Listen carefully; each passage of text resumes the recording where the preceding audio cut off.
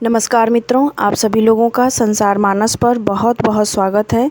जो लोग इस चैनल पर पहली बार आए हैं इसे सब्सक्राइब करके हमारा सपोर्ट ज़रूर करें। यहाँ पर आपको धार्मिक गतिविधियों से जुड़ी हुई वीडियोस समय समय पे मिलती रहती हैं।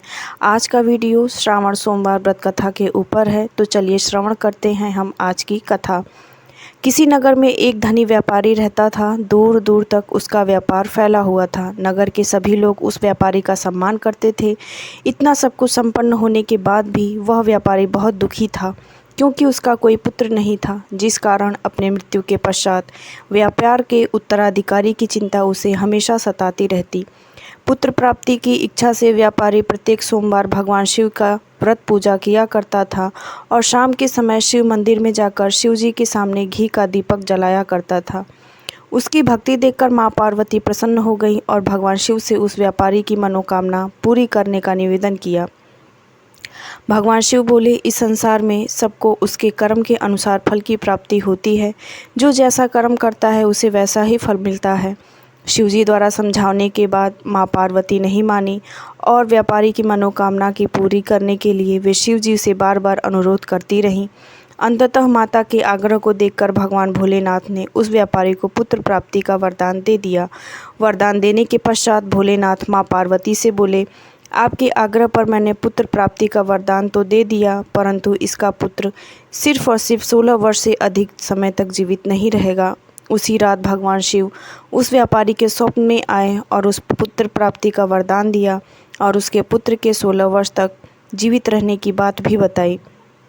भगवान के वरदान से व्यापारी को खुशी तो हुई, लेकिन पुत्र की अल्पायु की चिंता ने उस खुशी को नष्ट कर दिया। व्यापारी पहले की तरह सोमवार के दिन भगवान शिव का विधिवत व्रत करता रहा।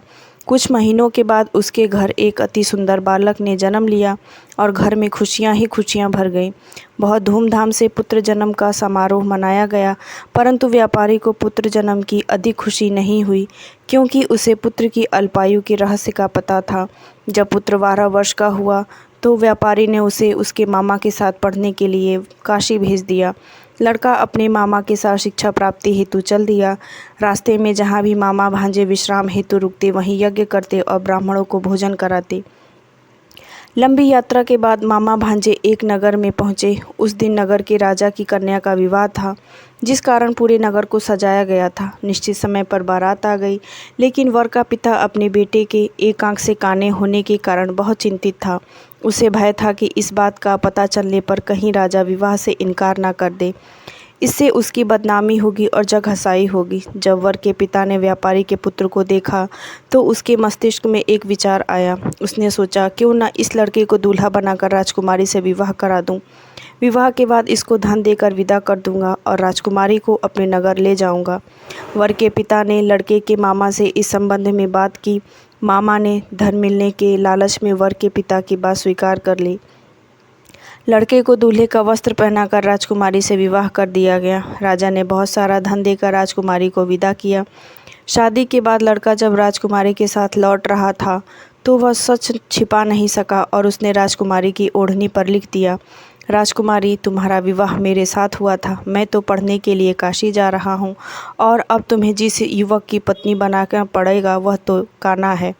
जब राजकुमारी ने अपनी ओढ़नी पर लिखा हुआ पढ़ा तो उसने काने लड़के के साथ जाने से इनकार कर दिया।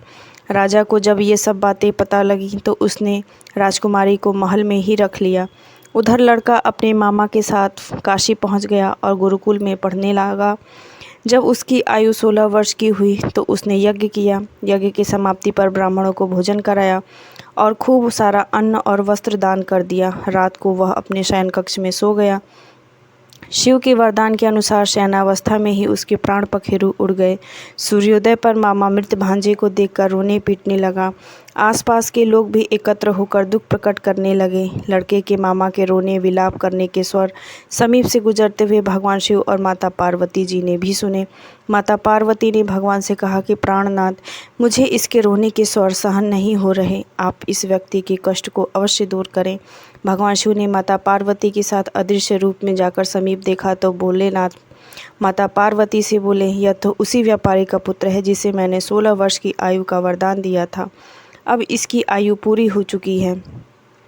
माँ पार्वती ने फिर भगवान शिव से निवेदन किया, उस बालक को जीवन देने का आग्रह किया। माता पार्वती के आग्रह पर भगवान शिव ने उस लड़के को जीवित होने का वरदान दिया और कुछ ही पल में वह जीवित होकर उठ बैठा। शिक्षा समाप्त करके लड़का मामा के साथ अपने नगर की ओर चल दिया। दोनों चलते हुए उसी नगर में पहुँचे जहाँ उसका विवाह हुआ था। उस नगर में भी यज्ञ का आयोजन किया गया। समीप से गुजरते हुए नगर के राजा ने यज्ञ का आयोजन देखा और उसने तुरंत ही लड़के और उसके मामा को पहचान लिया। यज्ञ के समाप्त होने पर राजा और मामा लड़के को महल में ले गया। कुछ दिन उन्हें महल में रखकर बहुत सा धन वस्त्र आदि देकर राजकुमारी के साथ विदा कर दिया। इधर भूखे प्यासे रहकर व्यापारी और उसकी पत्नी बेटे की प्रतीक्षा कर रहे थे। उन्होंने प्रतिज्ञा कर रखी थी कि यदि उन्हें अपने बेटे की मृत्यु का समाचार मिला तो दोनों अपने प्राण त्याग देंगे। परंतु जैसे ही उसने बेटे के जीवित वापस लौटने का समाचार सुना तो वह बहुत प्रसन्न हुआ। वह अपनी पत्नी और मित्रों के साथ नगर के द्वार पर पहुंचा। अपने बेटे के विवाह का समाचार सुनकर पुत्रवधी राजकुमारी को देखकर उनकी खुशी का ठिकाना न रहा। उसी रात भगवान शिव ने व्यापारी के स्वप्न में आकर कहा, हे श्रेष्ठी, मैंने तेरे सोमवार के व्रत करने और व्रत कथा सुनने से प्रसन्न होकर तेरे पुत्र को लंबी आयु प्रदान की है। पुत्र की लंबी आयु जानकर व्यापारी बहुत प्रसन्न हुआ। शिव भक्त होने तथा सोमवार का व्रत करने से व्यापारी की सभी मनोकामनाएं पूर्ण हुई। इसी प्रकार जो भक्त सोमवार का विधिवत व्रत करते हैं और व्रत कथा सुनते हैं उनकी भी सभी इच्छाएं पूरी हों। ओम नमः शिवाय। इस तरह श्रावण सोमवार व्रत कथा संपूर्ण हुई। इस चैनल पर बने रहें। वीडियो अच्छा लगा हो तो इसे और लोगों के साथ भी शेयर करें, इसे सब्सक्राइब करें और बने रहें। मिलते हैं एक अगली कथा के साथ।